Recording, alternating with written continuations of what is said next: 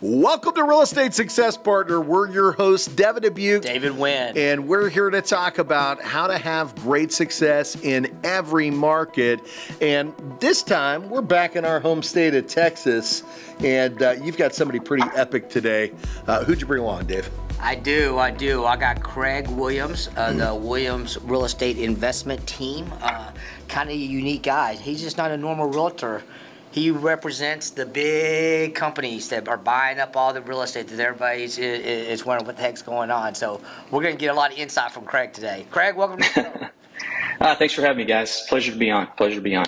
Yeah, and we want to make sure that we kind of clear the air here when we talk about investment companies buying up the properties, because I think there's a little negative innuendo that a lot of folks think there.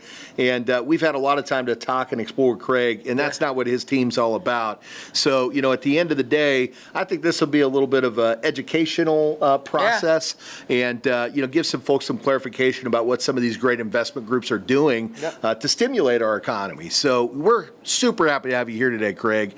And let's talk a little bit about it. So where are you located? What's your market? Yeah, so we're a boutique firm. Catapult Realty Partners is the main firm, and we're based in Dallas, Texas. Actually, we cover everywhere from Texas to Florida, pretty much across the southeast.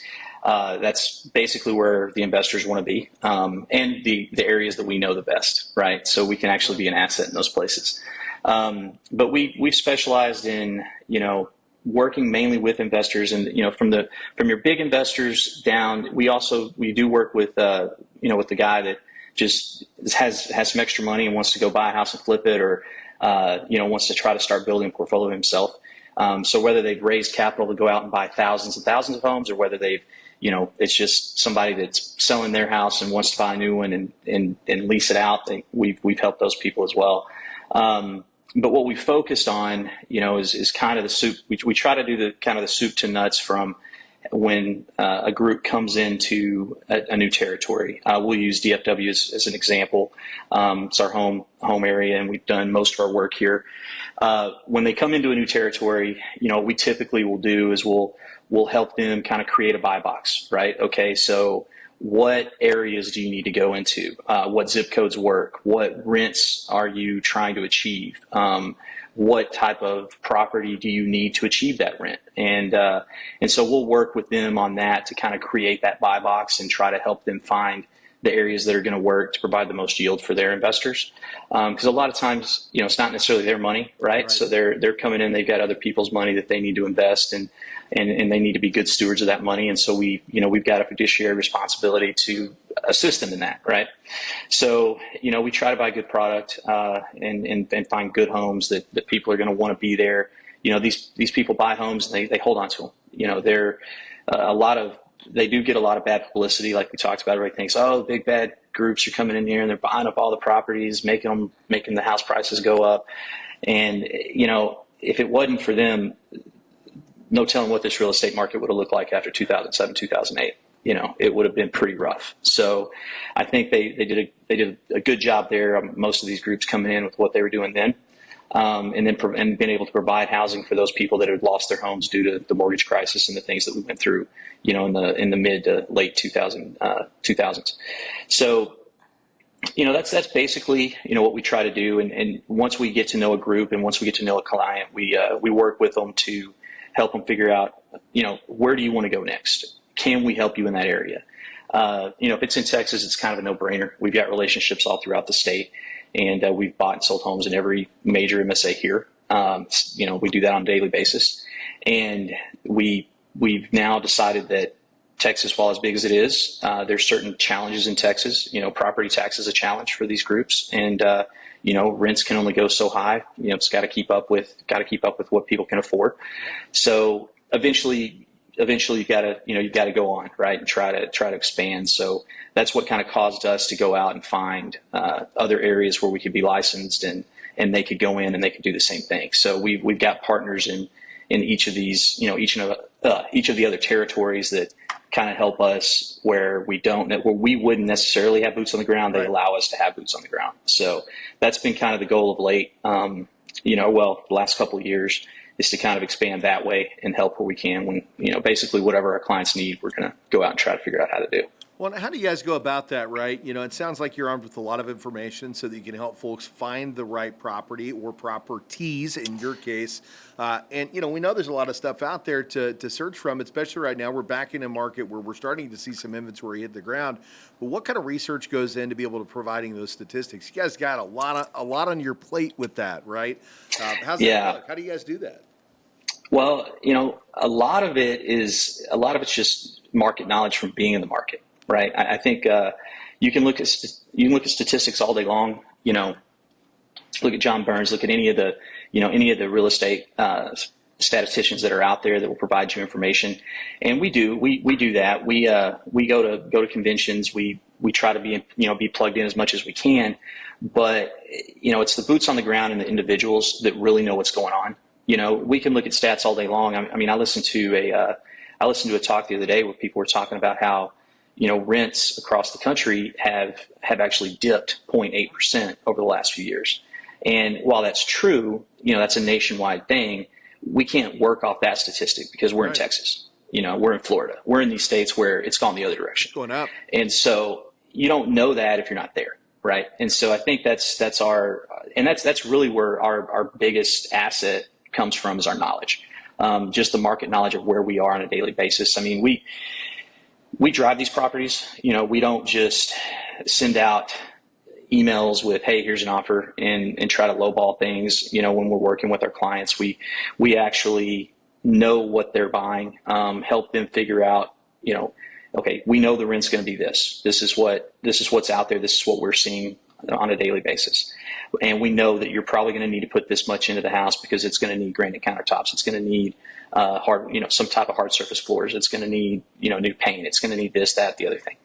And we're able to kind of, because of the homes that we've already bought and sold and where we've seen the market go, that's kind of where we pull those statistics, is we say, okay, based on what we've seen, this is what we're seeing.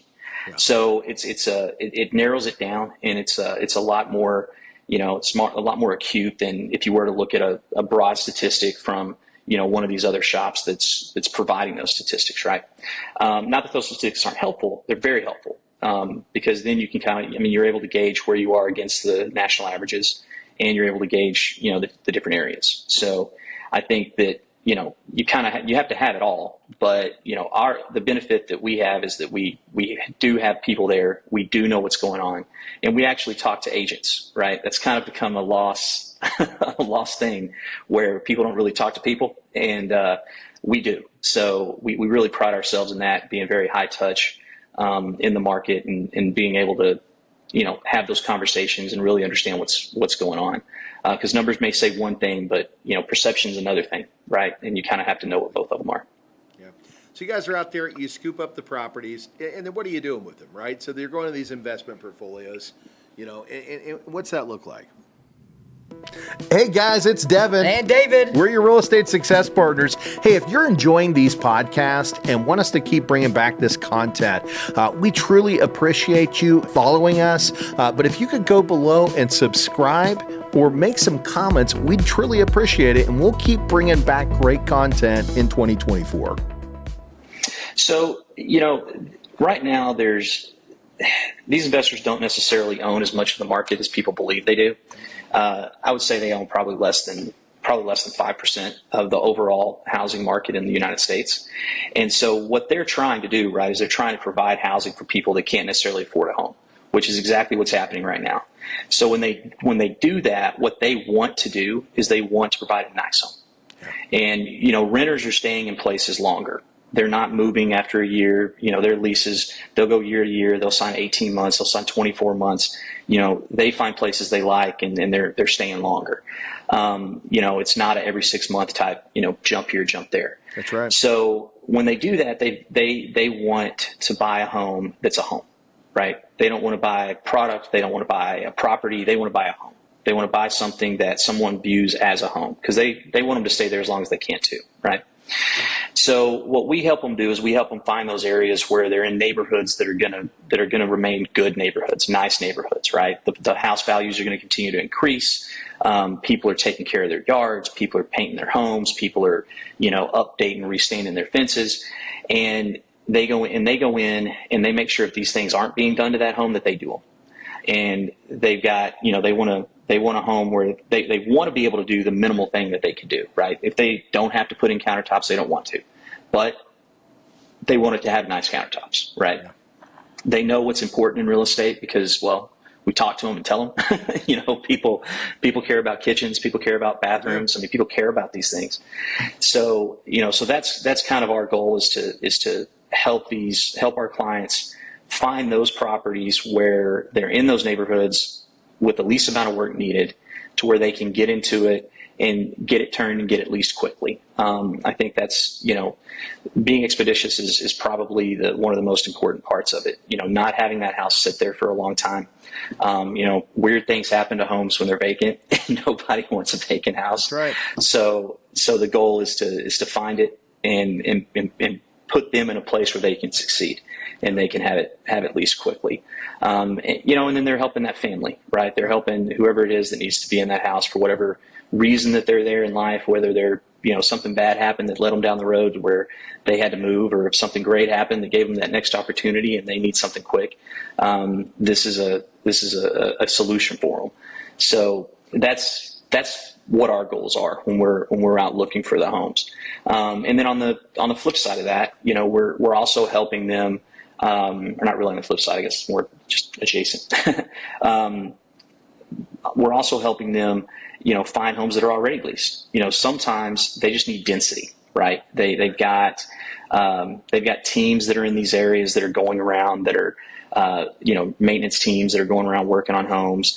And if they only have one home in Fort Worth and they've got, 100 homes in Dallas, they need more homes in Fort Worth, yeah. Right? So, and they need them as quickly as they can possibly get them. And so maybe they need a portfolio. Maybe somebody's got, 100 homes in Fort Worth that they've been leasing for a while, and they're already leased. Their tenants are going to be in there for a while, but they just they're ready to move on and do something different, because that happens, right? Sometimes people they've done the single family thing. Maybe now they want to go buy an office complex, or maybe now they want to go buy an apartment building or something like that. So we'll help put those people together too, so that they can do that and fill that density. And then once that happens, if they're on the other side of that and they're like, okay, we've been in this area long enough, it's time to move to this area. We're going to reallocate this money, and we need to sell those properties. We list properties for our clients all the time as well. Whether they want to list them and sell them on the MLS, or whether they want to trade them off market, and try to trade them as a portfolio. Well, let's unpack that a little bit, because you talked about a lot of stuff here. And, again, one of the misconceptions is these investors are out there and they're scooping up all this property, and, we're trying to force people into renting. And that's certainly not the case here. In fact, what you said specifically was there's a lot of homeowners, non-homeowners that just can't qualify for a house right now for various reasons. And we know a lot of those reasons, right? One of the big things that we've had come up in our economy is we did have some unemployment issues. We seem to have been recovered from that. But what we've also found is the average consumer who's recovered from unemployment is also being compensated less. So now we have more people that have jobs, but they're actually making less money.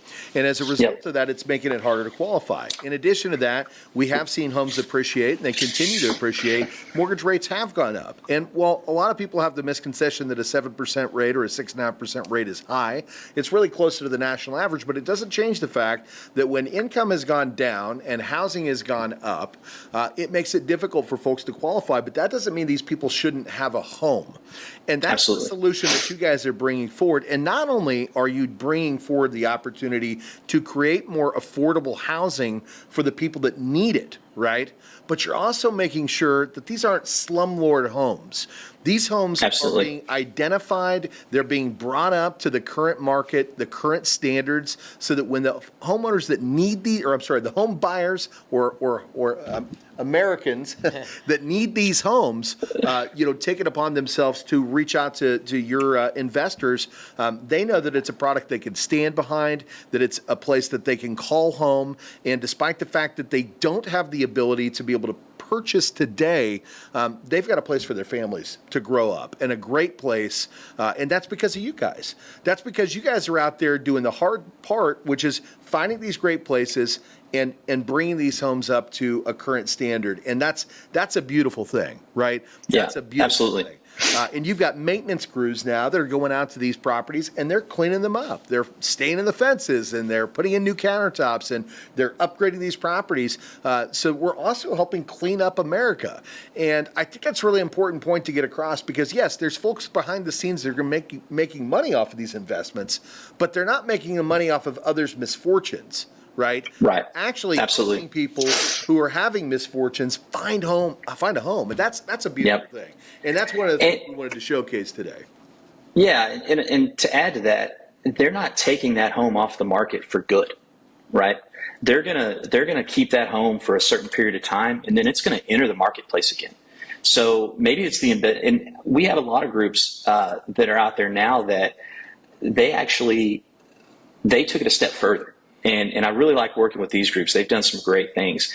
And they've taken it a step further from just saying, hey, we're going to go find you, or provide you with a really nice place to live in a place you can call home. And it's going to be affordable because you can't, because rates are where they are and it is what it is and inflation and everybody's not making as much money as they were. For some reason. Yeah. Right. Yeah. For whatever reason it is, right? But you know what? You can qualify to rent with us. And while you're renting with us, we're going to give you the opportunity to buy this house. There it is. And, there's groups out there that have done that and they're doing a phenomenal job. Yeah. And so they go out, they find the home, they lease it for a short period of time. Maybe it's a year, maybe it's 2 years. And at the end of that time, now all of a sudden, hey, we've got a plan in place where I'm purchasing this thing from my landlord. I've taken care of the home myself because I knew it was going to be something I wanted. That's right. And they've taken all the stress of early on home ownership out of it, and they've done all the work that I would have had to have done, and I've saved all this money, and now I can afford to do it. Right. Well, you're giving them an opportunity to get to the point where they're mortgage ready, where they can buy, and they've got a beautiful place that they can call home with an end game. This might be my home if I do the things that are necessary to achieve home ownership. Yep, absolutely, and it's a great thing, and the companies that have started to do that and kind of move towards that model, I think are going to be very successful in the long run. I think right now it's really early for a lot of them. And I think that the timing of it, because that's the other thing. They have debt on these homes too. That's right. So, they're fighting against interest rates as well. And so I think right now they definitely slowed down, but I think that, in time we know that things go like this, right? So it's going to go up, it's going to go down. We're going to get back to a spot where it's just going to level out and people are going to understand, okay, this is just what it is. And either way, they're going to continue to be able to grow, and they'll grow at a faster rate than they are now. And I think that's going to be really great for for young families and Americans out there that want to have that American dream of owning the home and doing that. And their programs are pretty fantastic. So I'm pretty proud to get to work with some of those guys. It's awesome. It's awesome. I think it's a good opportunity for people. You're helping to create the American dream and not what a lot of folks think, which is just buying up all the eligible properties. You guys are building properties and making them safe and affordable, and then helping folks find ways to become homeowners. I think it's a beautiful thing what you guys are doing. Now, I want to talk on the flip side of this real quick. So, you mentioned earlier on, you've got investors that are purchasing thousands of properties, but you have investors that are also purchasing, 1, 2 properties as well. What does that look like, right? So I'm out there, and let's talk about this, because what we know is a lot of folks, especially in the Dallas-Fort Worth market, we've seen tremendous equity in this area. And a lot of folks have not tapped into that equity, and for a lot of reasons, right? But at the end of the day, if I'm out there and I've got, $500,000 in equity in my home, and I'm looking to make an investment in real estate, what does that look like, right? How do we approach you with that? How do we find those perfect homes? And do we buy one house? Do we buy multiple houses? Do we finance some? Do we pay cash? What's your recommendation? Well, it depends, right? It depends on a lot of things. That's a good question, because it depends on what's your main goal, right? I'm sure you guys have these conversations all the time with your clients on, it's ultimately, where do you really want to be and what do you really want to do? Yeah. Do you want to be a landlord? That's not as easy as it sounds. Right. So if you really want to manage properties and really want to be a landlord, then, hey, if that's the goal, then there's one route to take. If you want to place your hard-earned dollars and your equity in a home you have currently, or and you want to just kind of outpace the market a little bit, and you think you think you can do it in real estate, which is proven that you can, Historically, right. then and it's a long-term investment for you, then there's a way to do that too, right? There's groups out there that you can go and just invest with, and they'll say, okay, we're going to go over here and we're going to buy homes in Lubbock, Texas, or wherever it may be, Dallas or Houston or wherever, and they're going to say all of our houses are going to look like this, right? How much do you want to invest? And you'll be a part owner in these. There's groups out there that'll do that. So I would say for somebody that maybe is a young individual that maybe has a couple $100,000 in equity in their current home, and they're looking to do something, they might want to pull out 50 and go throw it at the real estate market. I think that's a great way to do it. I think that would be a good way to do it. Become that way, partner, right? So you have a percentage, but that percentage is going to grow over time, and you're not taking everything that you've got. You're taking a limited amount of money that you've got, so that you got a small investment, but it's not a short-term gain. This is something that we're looking at for the long haul to build wealth in real estate. Absolutely, and it's a great way to start. And it's one of those situations where you're somewhat diversified because you might own a little piece of a lot of homes. That's right. And there's opportunities for you to come in and out of it. You don't have to hold it for the entire time. And these companies manage it for you and do everything for you, so you don't have to do any work, right? There's no sweat equity involved. It's just, hey, here's my money, go invest it, let's do it. I like that house. I'd like to say I own it, right? And people love to drive by and say, hey, I own that. And so it's a cool thing to be able to do. And if you can do it with just a small amount of your equity, it's great. So I'd say that would be the first part. After that, if you want to actually own another home, and I think a great thing to do right now is if you wanted to own another home and you had the money to do it, and let's say you had more equity to pull out. Let's say you could pull out a few $100,000, and you could go and you can invest that in a home on a lake or on a river or a beach house or something like that, or a condo even. You can go do that and do short-term rental. Right? That way you get to use the property when you want to. And then when you're not using the property as a vacation property, then you've got that investment that you've made, and you're generating a return based on leasing it out throughout the weekends or during the week, depending upon where it is. I personally love the short-term rental game. I think it's fantastic in certain areas. I think it's great. We go up to Broken Bow in Oklahoma quite a bit. Yeah, and and I mean those things, those people must be making. I missed the boat on that one. I wish I would have known about it sooner. 15 years ago, you would have done really absolutely lineups of land out there. Absolutely. Who would have thought? Who would have thought in Oklahoma that little spot of Oklahoma was going to be such a destination? But yeah. And that's what those people did, right? Those people they went out and they said, hey, we like coming here. I'm going to do this, and I'm going to try to lease it out when I'm not there. And I know people that have done that, and they've ended up buying 4 and 5 of them. That's right. Because they can't ever use it because it's always leased. Yeah. And it's a great problem to have. So I think that's a great at the great price opportunity. they charge for those rentals, it's a phenomenal problem to have. Oh, phenomenal problem. Yeah. So I think those are the two of the smaller ways, to kind of get started. Or if you just want a house that's in your hometown that you can drive by and look at, and be a landlord, you can do that. It's there's companies out there that can manage those properties for you if you want to. And the rule is what I've always been told, and it's own 2 or 20. Don't go out and try to manage 5 by yourself. It's that's going to be a challenge. You're going to run yourself ragged. You're not going to make any money. And you'll end up making money when you sell the properties, but from your day to day, you're just going to run yourself ragged.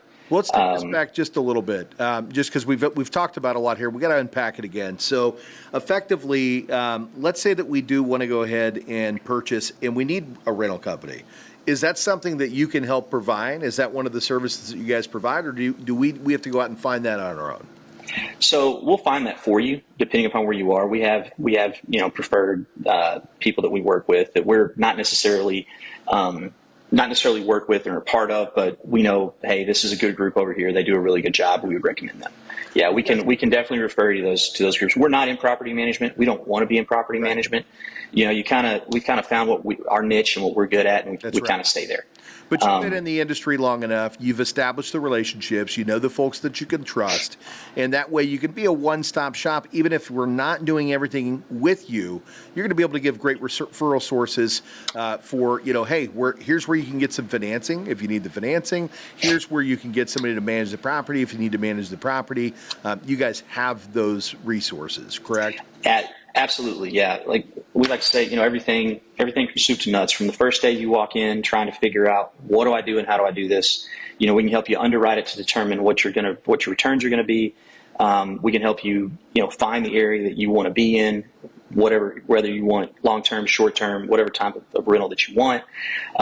Help you determine how long you need to hold it. Maybe you want to hold it for 5 years, 10 years. Maybe you think you only want to try it for a year or two, right? We can help you model that stuff out and determine if that's a good way to go. And then again, turn to people like you guys for some assistance with some loans, and then anything else you need along the way. We've got contractors we work with on a daily basis if you need rehab. We've got maintenance teams that we know about that are with property management groups, and so. We've got all those relationships, and we don't mind sharing them at all. That's what we're here for. Well, I'm glad you went there, because that's what I want to make sure, if we've got folks that are out there watching this and going, man, but I could never make that happen. It wouldn't work. I don't have the resources. But you guys do. And that's why I want to take it from the approach of, I know nothing. Help me. There's one more piece I want to touch on, and I can tell Dave's got a question too, so we'll lean into him here in a minute. But you talk about investing into a large portfolio where effectively I own just a little percentage of a larger picture. Let's say that I do that. Let's say I take my money. And again, I think it's important that we know, because these are questions that come up in people's minds when they're thinking about this, right? So I invest that money, something happens, and I need it back. Am I out that $50,000 and just can't get it back for a specific period of time? How does that look? What does that process look like? Well, that's an interesting question. I'd be irresponsible if I answered it just saying this is the way it works, because there's different ways that I've heard that it works, and I personally haven't done it. I just know people that have. Right. And there's different milestones to where you can move money, take money, and it depends on who the group is that you're with, what type of properties they buy and where. Yeah. Some properties turn over faster than others. If you're going to be if you're investing in a property that's in properties that are, in major MSAs like DFW or Houston, those properties more than likely will probably turn over a little faster because you got people coming in, moving jobs, doing different things. If you're investing in, and I keep using Lubbock, Texas, because the last person I helped, they did one out there. Right. And those people are going to probably hold on to those properties longer. Yeah. Right. Yeah. So it just kind of depends on, again, it kind of comes back to your goals and what you need. So there are ways that if you need access to that money down the road, you can get it. Absolutely. What you're going to do is you're going to sit down, you're going to dive in, you're going to look at what their goals are, as you've mentioned. You're going to look at the different formats. It sounds like there's about 3 different opportunities there that you can really look into. And at the end of the day, you're going to help align them with the one that's going to meet their financial goals the best, right? And help them find an investment group if that's the direction they're going to turn. And at that point in time, all the specifics as to what that's going to look like is going to unfold based upon the group that they pick. Is that a fair? Absolutely. Yep. That's perfect. That's a great analysis. Yeah. Well, hey, Greg, man, everybody wants to know. You didn't just become a realtor for an investor. How'd you get started, man? How long ago did you do this? What'd you do? Did you start to be a realtor and all of a sudden advance?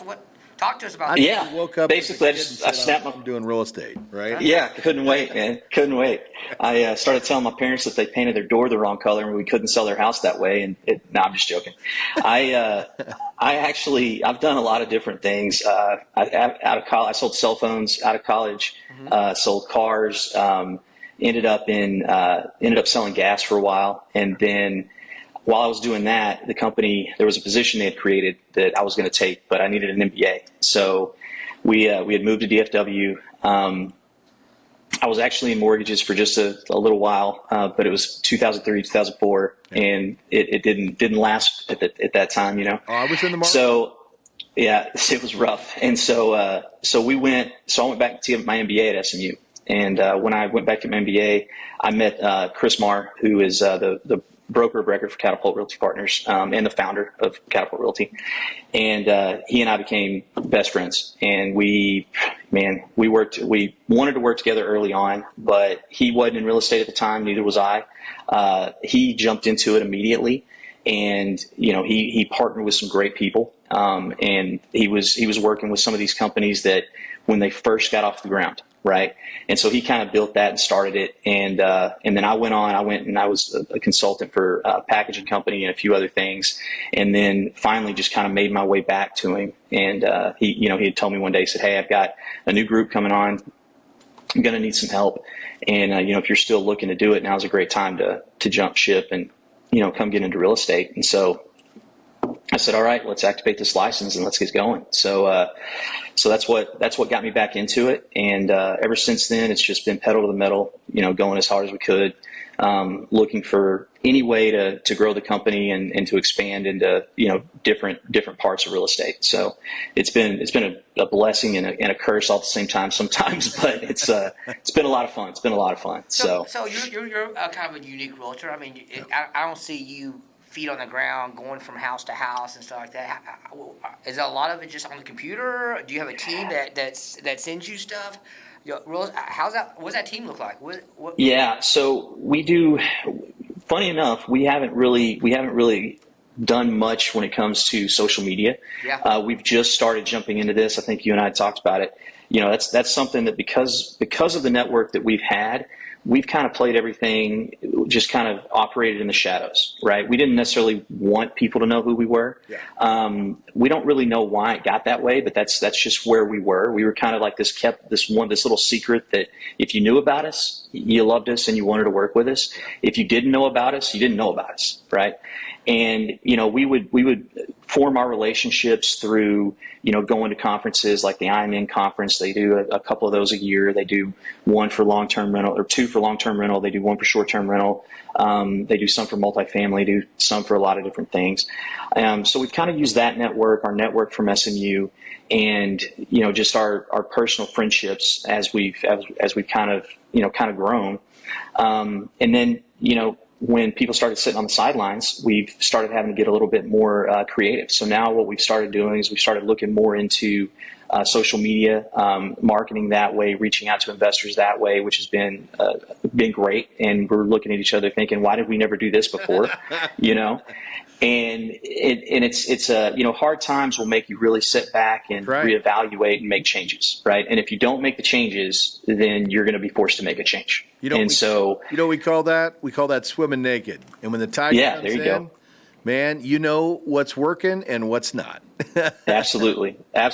So that's what we've done a lot. And our partners, we've had a lot of other real estate agents and brokers in these other areas that we've, maintained our relationships with them, and we've worked with them, and they've, we make sure we treat everybody right. If you're going to help us we can't get down to San Antonio this week, and we've got, a group that wants to list 10 houses, and we can't do it this week ourselves. So, hey, here's what we're going to do. We're going to work with you.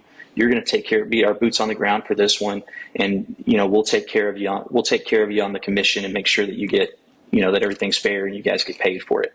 And a lot of times what we've been able to do is we've been able to go in and and what we really like to do is find the new realtors that are with groups that we've worked with and other brokerages that we've worked with that are having a hard time and struggling. And we like to help introduce them into, hey, this is another avenue, right? This is something that we do. And if it's something that's interesting to you, we always need people in different places. Right. We can talk about how can you help us now with what we're working on, whether it's just running and putting a sign or putting a super or something like that, or whether it's underwriting and figuring out, does this work, and if they want to learn and they want to get into it, then, that's something that we enjoy doing. We enjoy helping people by doing that as well. And that's really been how we've kind of maintained, because working with the groups that we work with and working with investors, it's more cyclical than it is working with individuals. Yeah. There's always going to be individual buyers. There may just be less, right? But when institutional groups quit buying, every institutional group quits buying. Right. So, you've got to figure something else out, or you're just not going to make money for however long they're not going to buy. And, we've been blessed enough that we just run our mouths enough and work hard enough that we've made it through those times. Right. And we've made changes and figured it out. So, and that's what has allowed us to kind of keep the relationships we have and continue to grow the business. Yeah. Well, you got to pivot and change, right? You got to pivot and change and move with the times. Well, is there anything, as much as we'd love to keep you here all day, is there anything we didn't tackle today that you'd like to get out there?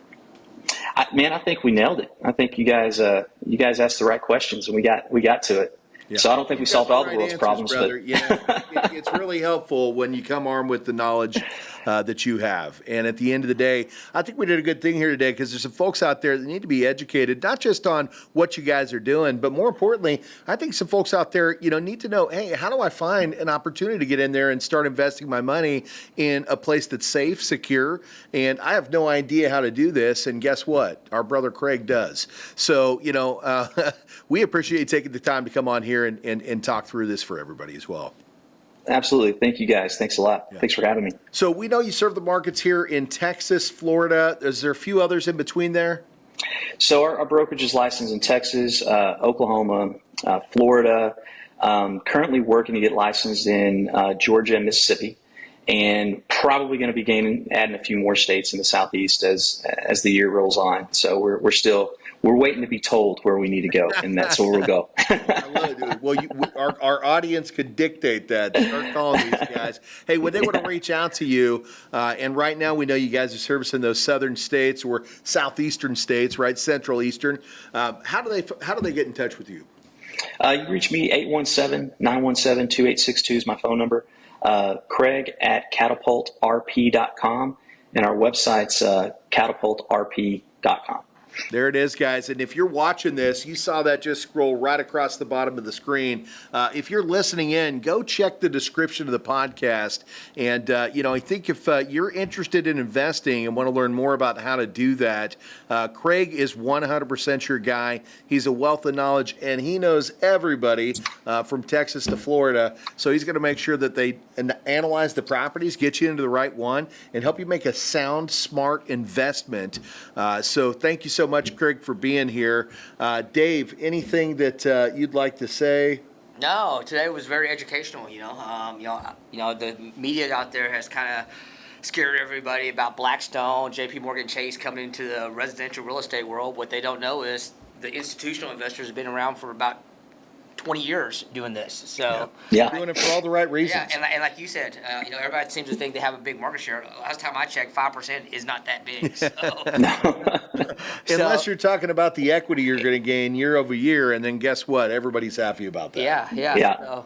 So, based on what Craig just said, if you're a realtor and looking to do some business with some investors, call Craig. Or if you're just looking for some real estate advice, he's a heck of a guy. Just give him a call, man.